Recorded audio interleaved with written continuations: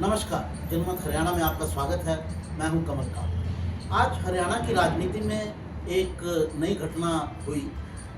हरियाणा में कांग्रेस और आम आदमी पार्टी के बीच में एक समझौता हो गया और ये समझौता वैसे देशव्यापी एक तरह से कहा जाए हुआ है, जिसमें आम आदमी पार्टी कांग्रेस को दिल्ली में 3 सीटें देगी, यानी 3 सीटों पर कांग्रेस लड़ेगी, 4 सीटों पर आम आदमी पार्टी लड़ेगी और दिल्ली के कारण ही दूसरी जगह पर आम आदमी पार्टी ने कांग्रेस से 3 सीटें ली। उनमें 1 सीट हरियाणा की है और 2 सीटें गुजरात की है। तो हरियाणा में क्षेत्र सीट कहा जा रहा है कि आम आदमी पार्टी के पास जाएगी, आम आदमी पार्टी का वहाँ कैंडिडेट होगा। तो इस पूरे घटनाक्रम का क्या असर होगा, इस पर हम चर्चा करेंगे। हमारे साथ हैं राजन मोहन जी, बड़े वरिष्ठ पत्रकार हैं, लंबे समय से राजनीति से जुड़े रहे हैं, राजनीतिक परिवार से हैं, इसलिए हरियाणा की नस नस को जानते हैं कि कहाँ कैसी राजनीति चलती है। तो उनसे बात करते हैं। राजन जी, क्या असर होगा जो कांग्रेस और बीजेपी, जो कांग्रेस और आम आदमी पार्टी के बीच में ये समझौता हुआ है, पूरे हरियाणा के पर्सपेक्टिव में बताइए क्या असर होगा। नमस्कार कमलकांत जी, आपका बहुत बहुत धन्यवाद, आपने बुलाया जी। तो जो आज की खबरें आई हैं, जो एक ब्रेकिंग न्यूज़ कह सकते हो कि कांग्रेस ने 1 सीट कुरुक्षेत्र की आम आदमी पार्टी को दे दी। जिससे मैं एक भी काट कर एक बात बोल रहा हूँ कि 1 सीट पर मत जाइएगा, क्योंकि 1 सीट से आम आदमी पार्टी को फुटहोल्ड मिलेगा हरियाणा में और विधानसभा के अंदर ये रास्ते खोलता है कांग्रेस और आम आदमी पार्टी के बीच में समझौते के भी। और थोड़ा सा आम आदमी पार्टी जो हरियाणा में फुटहोल्ड चाह रही थी, और जो पार्टी के अध्यक्ष हैं, जो पार्टी के कर्ता धर्ता हैं अरविंद केजरीवाल, वो दरअसल हरियाणा से ही बिलोंग करते हैं, इसलिए चाहे सीट एक हो, इसका महत्व ज़्यादा है जी। सर, महत्व 1 सीट का बहुत ज़्यादा है, ये आगे की बात जी। मेरे हिसाब से इस प्रोस्पेक्टिव में जो आम आदमी पार्टी का एक तरीके से जो संगठन है, चाहे वो छोटा संगठन है, लेकिन उनका संगठन मजबूत है जी, जिसका फायदा, जिसके ट्रांसफर, जो वोट ट्रांसफर होने हैं कांग्रेस में, चाहे फरीदाबाद में होने हैं, चाहे कुरुक्षेत्र में कांग्रेस के होते नहीं होते, आम आदमी पार्टी में ये अलग बात देखने को मिलेगी। लेकिन आम आदमी का वोट जो फरीदाबाद के अंदर है, चाहे वो अंबाला में जाएगा, चाहे वो रोहतक में जाएगा, चाहे वो कहीं जाए, वो ट्रांसफर हो सकता है, जिसका कि ओवरऑल इम्पैक्ट ये है कि 20-30 हज़ार का इनको फायदा हो सकता है लोकसभा। आपका कहना है कि आम आदमी पार्टी का जो सपोर्टर है वो वोट ट्रांसफरेबल है। अच्छा, जैसे ताऊ देवीलाल का वोट और बीजेपी का वोट हुआ करता था, स्वर्गीय ताऊ देवीलाल जी का वोट ट्रांसफरेबल, बीजेपी का ट्रांसफरेबल था, वो ट्रांसफर होता था उनको और सरकार आती थी उनकी। तो आज के टाइम में संगठन मजबूत है, टीम वर्क कर रहे हैं ये लोग।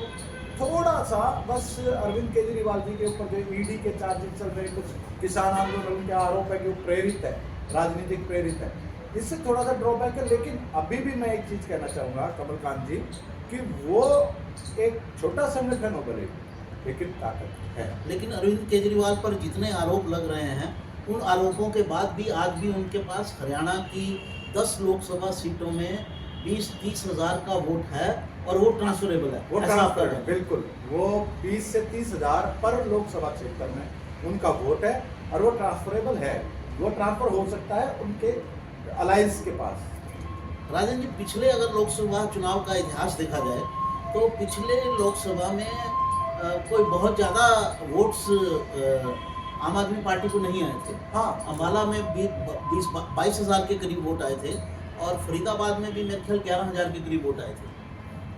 कमलकांत जी, उस वक्त ना तो पंजाब में उनकी गवर्नमेंट थी आम आदमी पार्टी की, ना ही गुजरात में 5 MLA आए थे। प्रशांत किशोर का एक बयान था कि गुजरात में खाता भी नहीं खोलेंगे, लेकिन एक संगठन था वहाँ पे भी उनका, वहाँ पे भी संगठन था, तब करके 5 विधायक लेके आए। राजस्थान में इन्होंने चुनाव लड़ा आम आदमी पार्टी ने, जहाँ पे इनका वोट परसेंटेज बढ़ा तो मामूली ही है। नहीं सर, बढ़त चाहे वो 2% की हो, चाहे 3, लेकिन बढ़त थी। वो एक संगठन की, और संगठन को बनने में सब सालों लग जाते हैं, छोटे संगठन से बड़े संगठन। हाँ, आज भी मैं कहता हूँ वो 20,000 2019 के चुनाव में आए थे, तो सर 20 के 30 हजार ऑब्वियस बात है कि हुए होंगे, क्योंकि पंजाब में गवर्नमेंट है और ये जो बेल्ट है ना कुरुक्षेत्र की, इसे जीरी बेल्ट कहा जाता है। अम्बाड़ा, कुरुक्षेत्र, लाडवा, यमुनानगर आप चले जाओ, ये जीरी बेल्ट है, ये पंजाब से टच में इम्पैक्ट से आना ही आना है। मतलब जो 3-4 लोकसभा की सीटें पड़ती हैं, 3 खास अम्बाला, कुरुक्षेत्र, करनाल और सिरसा, सिरसा। सिरसा ओके।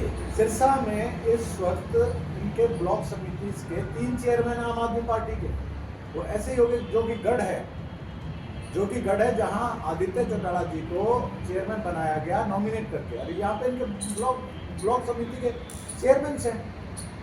तो आप कह रहे थे कि जो जीरी बेल्ट है पंजाब के साथ लगती हुई, क्योंकि पंजाब में आपकी सरकार है, तो इस जीरी बेल्ट में भी जो है वो आपका प्रभाव रहेगा। पिछली बार जब 2019 में चुनाव हुए थे तो आम आदमी पार्टी का 20,000, 18,000, एक जगह 11,000 आए थे, इतना ही वजूद था। लेकिन आज के टाइम उस वक्त पंजाब में नहीं था। और जो जीरी बेल्ट में बता रहा हूँ आपको, जैसे कुरुक्षेत्र से आप शुरू हो जाइए, शाहबाद, आगे चले गए तो यमुनानगर वाली रोड पे चले जाइए, शाह और इधर सिरसा, तो ये जीरी बेल्ट अपने आप को पंजाब का हिस्सा मानती है ज़्यादातर। तो लंबी बेल्ट है वो तो स्टार्ट करते हुए सरसा डबवाली से अगर स्टार्ट करें तो पूरा जो नॉर्थ हरियाणा है वो पंजाब का कल्चर का वहाँ पर इन्फ्लुएंस है, और लोग भाषा भी वही बोलते हैं। आगे जाते हुए नरवाना ले लीजिए थोड़ा सा, या टोहाना ले लीजिए, टोहाना से आगे कैथल ले लीजिए, कैथल से आगे फिर कुरुक्षेत्र ले लीजिए, पूरा का पूरा जो पंजाब के साथ लगता है, पंजाब के साथ लगता है। इसका प्रभाव हो चुका है कि इनका वोट बैंक बढ़ा है थोड़ा। और सबसे बड़ी बात, संगठन। कभी जो इंडियन नेशनल लोकदल का हजारों में संगठन होता था, लेकिन वो मजबूत था, चाहे वो 15,000 का था, इनका 1500 का हो, लेकिन इनका संगठन है। इस वक्त आम आदमी पार्टी का संगठन है, चाहे वो छोटा है, और वो कांग्रेस से मजबूत है। कांग्रेस में बिखराव है, कांग्रेस में बिखराव। SR के हुड्डा साहब, फिर उसके बाद चलो अब तंवर साहब तो चले गए, लेकिन शैलजा जी, किरण चौधरी जी, रणदीप जी। हरियाणा में 2 ग्रुप माने जाते हैं कांग्रेस के, एक भूपेंद्र सिंह हुड्डा का ग्रुप है, दूसरे ग्रुप को SR के कहते हैं। SR के मतलब शैलजा, रणदीप सुरजेवाला और किरण चौधरी, ये तीनों बड़े नेता हैं। इन्होंने एक अपना गुट फॉर्म कर लिया है हुड्डा जी के खिलाफ। नहीं, उन्होंने नहीं किया, मीडिया ने उनको मीडिया ने नाम दे दिया। उनमें कोऑर्डिनेशन भी है, हाँ, कोऑर्डिनेशन भी है, तीनों में कोऑर्डिनेशन है। और हाईकमान के सामने जो है वो SR के ग्रुप ज़्यादा भारी है। ज़्यादा रणदीप सुरजेवाला जो है वो राहुल गांधी के करीब हैं। राहुल गांधी भूपेंद्र सिंह हुड्डा को पसंद नहीं करते हैं, लेकिन उनकी मजबूरी है। 2 इलेक्शन पहले 2014 के इलेक्शन में हुड्डा साहब ने ये धमकी भी दे दी थी कि मैं अपनी अलग पार्टी बनाऊंगा, जिसमें फिर गुलाम नबी आज़ाद बीच में पड़े थे और उन्होंने पार्टी को उनको टूटने से बचाने के लिए तैयार किया था। आपकी बात बिल्कुल सही है कि उनको पार्टी ना टूटे, वो फाइट करें। एक अच्छे फाइट भी गई, लेकिन वहाँ पे कुछ टिकटों की गलतियाँ हुई। राजन जी का ये भी कहना है कि ये हुड्डा गुट जो है वो कुरुक्षेत्र में जो सीट आम आदमी पार्टी को दी जा रही है, वहाँ आम आदमी पार्टी की मदद नहीं करेगी। तो क्यों आपका ये कहना है, क्यों क्या ये जो समझौता हुआ है ये हुड्डा गुट की मर्जी के खिलाफ हुआ है? बिल्कुल कमलकांत जी, अगर मैं आपको ये बताना चाहूँ तो सबसे बड़ी बात यह है कि हुड्डा साहब उन्होंने जो टेम्पो बनाया था बीजेपी के खिलाफ, जो बनाने की कोशिश कर रहे हैं अभी भी, इतना बड़ा टेम्पो लोकसभा के लिए तो नहीं बना, लेकिन वो उनकी तैयारी विधानसभा की। उनका अपना ये था कि मेरे हिसाब से उनका अपना ये था कि मेरी रोहतक सीट निकल जाए, सोनीपत सीट निकल जाए। आज आप सर्वे देखेंगे नेशनल चैनल्स के तो 8-2, 8-2, 8-2, लेकिन मैं आज भी कहता हूँ 9-1, 9-1, 9-1, एक भी कोई क्लियर नहीं है। लेकिन अगर उन्होंने ऐसा कुछ किया, उनके गुट ने, उनके कैंडिडेट्स हैं जो टिकट के दावेदार हैं, जैसे ऑन एयर ही नाम लेता हूँ, जयप्रकाश जी हैं, थानेसर से अशोक अरोड़ा जी हैं, उनके काफ़ी नज़दीकी हैं। उन्होंने अगर लोकसभा के संदर्भ में लोकसभा की बता रहा हूँ, ये जो विधानसभा के जो कैंडिडेट्स हैं, इन्होंने लोकसभा में, क्योंकि लोकसभा तो कुरुक्षेत्र के अंतर्गत आ गई, लाडवा भी, इन्होंने अगर दिल से, मेहनत से इनकी मदद नहीं की तो रोहतक में इनको इस चीज़ का नुकसान होगा अगर लोकसभा के हिसाब से। आपका ये कहना है कि अगर हुड्डा गुट कुरुक्षेत्र में मदद नहीं करेगा आम आदमी पार्टी की, तो आम आदमी पार्टी जो हुड्डा गुट की सीटें होंगी, जैसे रोहतक तो वो उनके परिवार में से ही कोई लड़ेगा, चाहे उनका बेटा लड़े, दीपेंद्र हुड्डा जो राज्यसभा के अभी मेंबर हैं, चाहे एक चर्चा ये भी चल रही है कि उनकी पत्नी भी लड़ सकती है, तो उनकी पत्नी का नाम शायद गया भी है लिस्ट में। हालांकि दीपेंद्र हुड्डा जी अपना नाम ले रहे हैं, पर राज्यसभा की सीट क्यों खोना चाहेगी कांग्रेस, तो ये भी एक सवाल है। और रोहतक में और जहां उनके किसी कैंडिडेट को, भूपेंद्र हुड्डा जी के किसी कैंडिडेट को टिकट मिलता है, तो वहां आम आदमी पार्टी भी उनका विरोध कर सकती है। आपका ये कहना है? रोहतक में तो अगर आम आदमी पार्टी का कितना इन्फ्लुएंस आप मानते हैं? वहाँ पे कम से कम 20,000 20,000 वोट को वो इम्पैक्ट कर सकते हैं। आम आदमी अगर रोहतक में 20,000 वोट को इम्पैक्ट कर सकती है, तो ये तो फिर हुड्डा जी के लिए एक खतरे की घंटी है अगर आम आदमी पार्टी वहाँ वो वोट बीजेपी को डलवा देती है, क्योंकि पिछली बार वो 6,000 से ये सीट हारे थे। सर आज के टाइम में अगर लोग बड़े बड़े न्यूज़ हाउसेस, बड़े बड़े चैनल्स एक चीज़ बोल रहे हैं कि 50,000 से दीपेंद्र सिंह जी जीत रहे हैं लोकसभा का चुनाव, कोई 50 से 1 के बीच में बोल रहे हैं, लेकिन एंड ऑफ द डे आप देखेंगे ये लड़ाई 20-25 हज़ार की रह गई। और जब 20-25 हज़ार की रह गई और 15,000 आम आदमी पार्टी ने इम्पैक्ट मार दिया, तो ये सीट हारने वाली बन जाती है। तो वही वाली बात है, 12 लाख वोटों में 12,000 वोट कहाँ गए किसी को पता चलता है। 2012 का चुनाव, उपचुनाव, अजय सिंह चौटाला बिल्कुल आश्वस्त थे कि मैं जीत रहा हूँ। मेरी एक वर्डिक्ट थी कि सर 10 लाख वोटों में 10,000 वोट नहीं पता चलते गए का। उसमें एक रोड रोलर वाला 30,000 वोट ले गया था, 28,000 याद होगा, निशान ट्रैक्टर और वो। तो रोहतक में भी तो हो सकता है। रोहतक में एक फैक्टर और भी है जिसका अभी आकलन नहीं किया जा सकता, वो फैक्टर है संगठन का। संगठन का जब बीजेपी अपने संगठन को उतारती है, देखिए रोहतक ऐसी सीट मानी जाती थी जिसमें ये सोचा नहीं जा सकता था कि हुड्डा परिवार का कोई सदस्य है वहाँ चुनाव हार सकता है।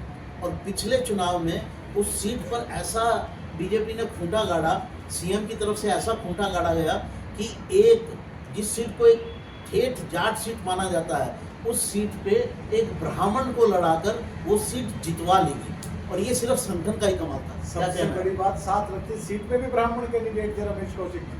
7 लगती सीट पे भी ब्राह्मण कैंडिडेट थे, वो भी रमेश कौशिक जी। दो ब्राह्मणों को और दोनों जाट बाहुल्य क्षेत्र माने जाते हैं। दोनों जाट बाहुल्य से माने जाते हैं। दोनों ही सीटों पर जो है वो ब्राह्मण कैंडिडेट। तो सर कमलकांत जी, ये खेल ही संगठन का है, स्ट्रेटर्जी का है। अब वो स्ट्रेटर्जी देखो, बीजेपी की है 1.5 लाख की संगठन मानते हैं, मान लो। एक तो हो गया 1.5 लाख का संगठन, एक है 1,500 का संगठन। संगठन तो दोनों के मजबूत है। 1,500 वाला एटलीस्ट 15,000 का नुकसान करेगा, 1.5 लाख वाला 2 लाख का नुकसान करेगा, बट 2 लाख का फायदा करेगा किसी, तो ये नुकसान तो करेगा ना। वही आम आदमी पार्टी और बीजेपी का मैं एक संगठन मानता हूँ कि इनमें संगठन है, इनका संगठन छोटा बड़ा है वो अलग बात है। कांग्रेस का संगठन नहीं मानता। कांग्रेस का वो एक तरीके से वर्कर है, वो भी भूपेंद्र हुड्डा जी ही वो इंडिविजुअल के लेवल पर है। कहीं वो भूपेंद्र सिंह हुड्डा का है, कहीं वो किरण चौधरी का है, किसी कॉन्स्टिट्यूंसी में वो शैलजा जी का है, किसी कॉन्स्टिट्यूंसी में रणदीप सुरजेवाला का। यानी इंडिविजुअल के लॉयलिस्ट तो हैं, वो उनके लिए काम करते हैं, लेकिन वो पार्टी के लिए कोई काम नहीं करता है। अगर उनका लीडर उनको बोलेगा तो वो पार्टी के लिए भी काम कर देंगे, लेकिन लॉयल्टी पार्टी की तरफ नहीं है। लॉयल्टी जो है वो इंडिविजुअल के प्रति है। एक कमलकांत जी, एक बड़ी छोटी सी मैं एक बात बताना चाहूँगा, कहना चाहूँगा, जो आज के टाइम में लोगों की जुबान पे आ गया, नेपोटिज्म। क्या भूपेंद्र हुड्डा जी, उनके पिताजी स्वर्गीय रणवीर हुड्डा जी, भूपेंद्र हुड्डा जी, दीपेंद्र हुड्डा जी, कल को इनका बेटा होगा, ये क्या ये पीढ़ी चलती है। नेपोटिज्म तो है ही, और रोहतक की सीट पर ये विशेष रूप से देखा जा रहा है।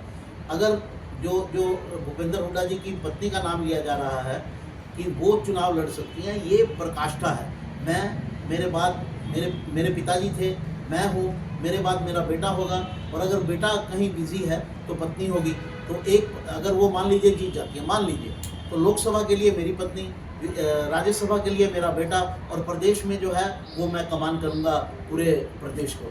तो सारा घर ही हरियाणा एक तरह से बपोती हो गया भूपेंद्र सिंह हुड्डा परिवार की। जिसको बहुमती कहा जाता है, मैं गलत शब्दों में नहीं बोल रहा हूँ, मैं सही शब्दों में बोलने का प्रयास कर रहा हूँ कि मतलब मेरे घर की सीट हो गई, मेरे पिताजी की सीट हो गई, मेरे बाबा जी की सीट हो गई। एक चीज़ और चर्चा का विषय है, आपको लगता है कि लोकसभा का जो ये अलायंस हुआ है ये विधानसभा में भी हो सकता है, क्या उसके दरवाजे खुलते हैं? आप मेरे मन की अगर असलियत सुनना चाहते हैं, सच्चाई सुनना चाहते हैं, तो ये लोकसभा के बाद अलायंस टूट जाएगा। अच्छा, क्यों? खासकर हरियाणा।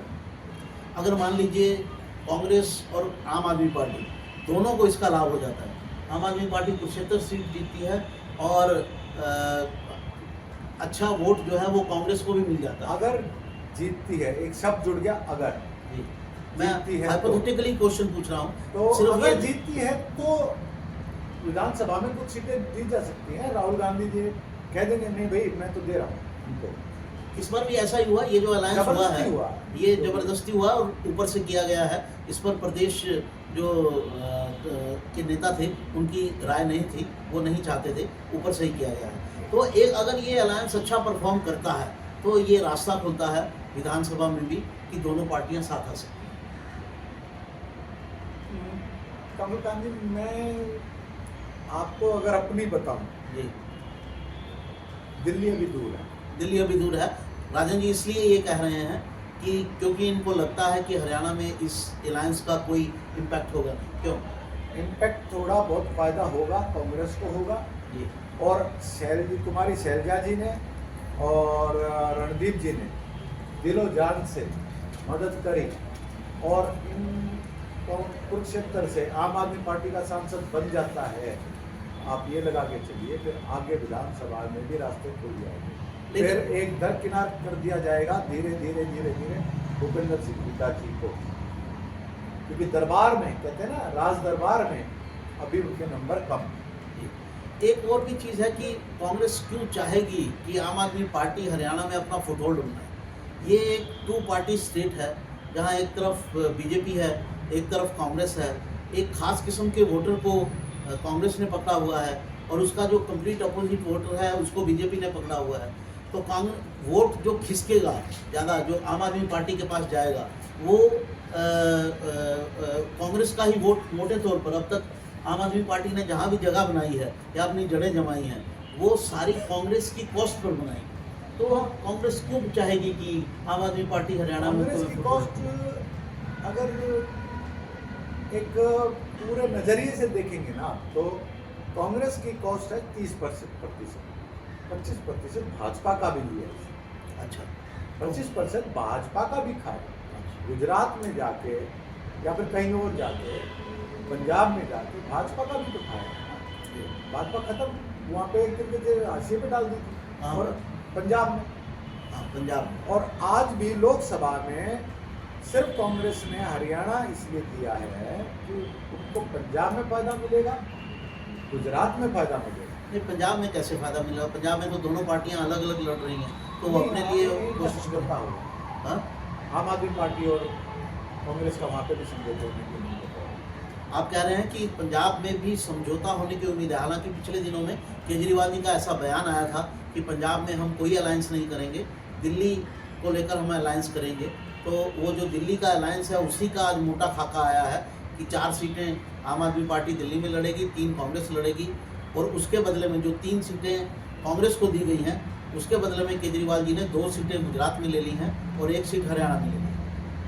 वो कहते हैं ना, ख्वाहिशें भी बाकी हैं और अभी राजनीति के खेल भी बाकी हैं। ये पंजाब में जहाँ तक हो सके कांग्रेस पूर्ण रूप से लेने की या फिर अच्छी तरह से इनसे गठबंधन करेगी। जो अब भी कांग्रेस के सांसद बने हुए वो कांग्रेस के सीटें रहेगी और ये फिर अलायंस में फाइट करेगी मेरे हिसाब से। राजन जी का कहना है कि ये जो आज जो फैसला हुआ है, आज जो समझौता हुआ है, उसका इम्पैक्ट पंजाब में भी आएगा और पंजाब में भी इस पर पुनर्विचार किया जा सकता है कि दोनों मिलकर चुनाव लड़ें, कांग्रेस और आम आदमी पार्टी, जिसमें कांग्रेस के जो मौजूदा सांसद हैं उनको सीटें दे दी जाएं और बाकी सीटों पर जो है वो आम आदमी पार्टी एक दूसरे का काडर, एक दूसरे का संगठन, एक दूसरे की मदद करें, एक दूसरे की मदद करें, ऐसा पॉसिबल दिखता है। तो साथियों, आपने देखा कि हमने इस चीज़ की चर्चा की कि आम आदमी पार्टी का और कांग्रेस के समझौते का क्या असर होगा। एक मोटा आपसे और जानना चाहेंगे कि क्या लोकसभा के अंदर ये अलायंस बीजेपी की तरफ, जो अभी आप 9-1 का वो बता रहे हैं कि 9 सीटें बीजेपी जीतेगी और 1 सीट जो है आम आदमी पार्टी जीत सकती है, तो क्या ये समीकरण बदल सकता है इस अलायंस की वजह से? इस अलायंस की वजह से इस अलायंस की वजह से भी और अच्छे कैंडिडेट देने की वजह से, जातिगत समीकरण, एरिया, ये चीज़ें देने से भी ये सारा जो कई चीज़ें मिलकर समीकरण बदल सकते हैं। समीकरण बदल सकते हैं। जैसे एक मैं छोटा सा उदाहरण दे देता हूँ। अगर आज मैं ऑन एयर कह रहा हूँ भूपेंद्र सिंह हुड्डा जी अगर सोनीपत से लोकसभा का चुनाव लड़ेंगे तो 100% आएगा। अच्छा, लेकिन वहीं कुलदीप शर्मा जी फाइट करते हैं तो एक आपको अच्छा इलेक्शन देखने को मिलेगा। नहीं तो 14th राउंड में भूपेंद्र सिंह हुड्डा जी उठ के चलते हैं। तो उनका कहना है, राजन जी का ये एनालिसिस है कि अगर अच्छे कैंडिडेट्स थे कांग्रेस और दोनों दिल से मिलकर लड़ें आम आदमी पार्टी और कांग्रेस, तो लोकसभा चुनावों में भी समीकरण हेर-फेर हो सकते हैं, जो अभी पूरी तरह से बीजेपी के पक्ष में है, मोदी जी के पक्ष में। साथियों, तो आपने देखा कि ये अलायंस में हालांकि 1 सीट दी गई है, तो ऐसे दिखने में बहुत बड़ा ये अलायंस नहीं लग रहा है, ये कोई बहुत बड़ी घटना नहीं लग रही है, लेकिन इसके इम्पैक्ट जो हैं वो दूरगामी हो सकते हैं, होने की संभावना है अगर आगे की चीज़ें ठीक रही तो।